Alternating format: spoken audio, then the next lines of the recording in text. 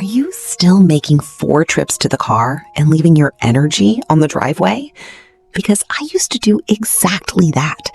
Every single week, I would pull into the driveway, open that trunk, and just stare at the bags like they personally offended me. And then I would do what most of us do. I would grab as many as humanly possible, hook them all up my arms until my fingers went numb, and power walk to the front door like I was competing in some kind of suffering Olympics. Today, I'm showing you the staging hack, the exact system I use to get a week's worth of groceries inside in one go, without the back pain, without the exhaustion, and without sacrificing the rest of my afternoon to recovery. This is not a complicated system. It is not going to require you to buy anything fancy, but it is going to completely change the way you think about bringing groceries home, and once you try it, you will never go back. Let me tell you about my neighbor, Margaret. Margaret is 68 years old, sharp as a tack, runs her own garden, hosts Sunday dinners for her grandchildren, and is genuinely one of the most capable women I have ever met. But a few months ago, she told me she had started dreading grocery day. Not because of the shopping. She actually enjoys the shopping. She dreaded coming home. She said by the time she got everything inside, she was so worn out that she had to lie down for an hour before she could even think about putting anything away. And here is the thing Margaret was doing that so many of us do. She was putting every single bag on the floor of the entryway, the floor of the kitchen. She was bending over, straightening up, bending over again, over and over for 15 minutes straight. And the biggest energy drain isn't the weight of the bags. The biggest energy drain is the bending. Every time you bend down to the floor and come back up, your lower back is working hard. Your core is working hard. Your heart rate is climbing. And you are spending energy you didn't budget for. Putting bags on the floor is a trap for your lower back, and it is a trap for your stamina. Here is how we change the game, and we start before we even leave the store. Step 1, the store sort, the 70% rule. Most people pack their grocery cart based on what is in their hand at that moment. You grab the cereal, you put it in the cart. You grab the chicken, you put it in the cart. You grab the bananas, you put them wherever there is space. And then at checkout, everything gets bagged randomly, and you end up with a frozen pizza next to your bread and a gallon of milk in a bag with the chips. That randomness costs you energy when you get home. Here's what I want you to do instead. Pack for your pantry, not for the cart. While you are still in the store, think in zones. Heavy items together. Canned goods, beverages, jars, bottles, anything dense. Cold and frozen items together, so you know exactly which bags are a priority when you get home. Light and crushable items together. Bread, chips, eggs, delicate produce. When everything is grouped with intention at the store, your bags come out of the trunk with a purpose. You know that the heavy bag goes straight to the counter. You know that the cold bag goes straight to the fridge. You are not standing in your kitchen rotating bag after bag, trying to figure out where anything belongs. This one shift, packing for your pantry, not the cart, cuts your unpacking time nearly in half. And it is something you can start doing on your very next shopping trip, today, with zero extra cost. Step 2, the staging station. This is the secret sauce. Now I need to tell you about my friend Dolores. Dolores is 71. She lives alone, and she is fiercely independent. She told me last year that her doctor had warned her about her lower back, told her to stop bending and lifting the way she had been. And she came to me almost frustrated, saying she didn't know how she was supposed to get her groceries in without doing exactly that. And I showed her the staging station. A staging station is simply a surface at waist height, positioned right inside your door. It could be a folding table. It could be a sturdy hallway bench. It could be a console table you already own. The point is that it lives close to the entrance, and it lives at waist height. When you bring bags in from the car, you are not walking all the way to the kitchen.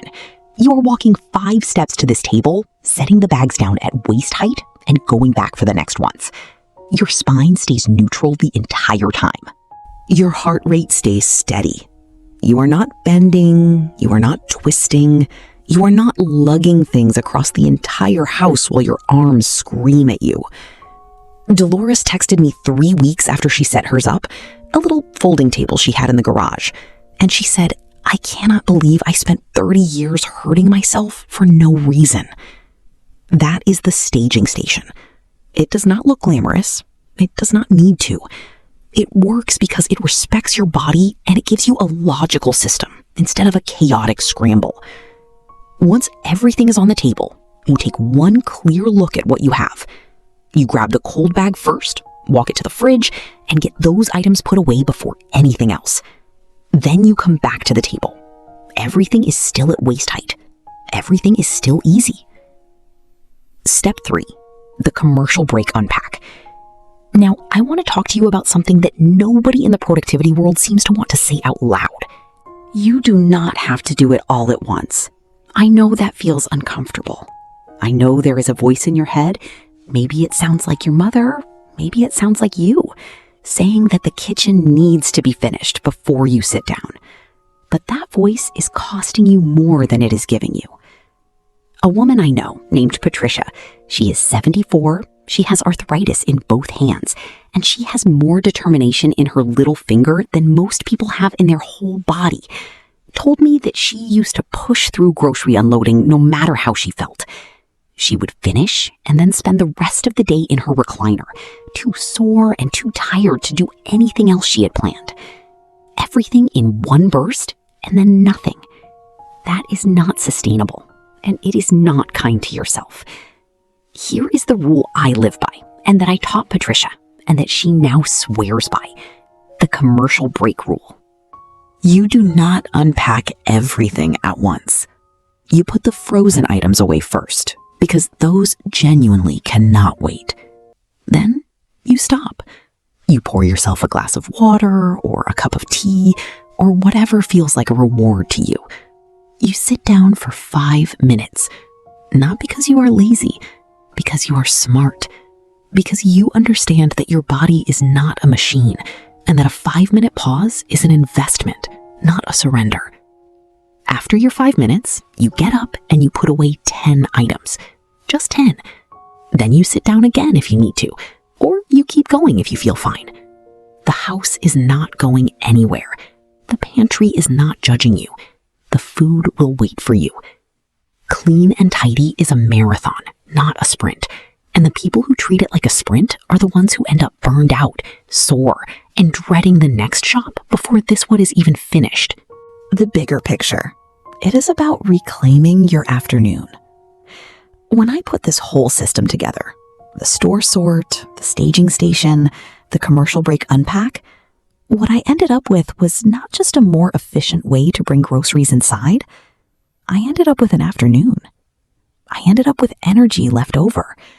I ended up feeling like grocery day was just a task I completed, not a battle I survived. And that matters enormously, especially as we get older, especially when our energy is a resource we have to protect rather than spend carelessly. Margaret now sets up a small folding bench by her side door every single Saturday morning before she leaves. Dolores has started helping her sister, who is 75 and recovering from a hip replacement, set up her own system. Patricia has stopped spending grocery afternoon in the recliner and has started using those hours to work in her garden instead. These are not small things. These are hours of life that they got back. And all it took was a waist-height surface and a willingness to stop fighting the way things have always been done. 1 trip. 0 exhaustion. Your back thanking you by morning. If you are tired of letting chores dictate your energy levels, hit subscribe. Let's reclaim our homes together. No blah, blah, blah, just life simplified.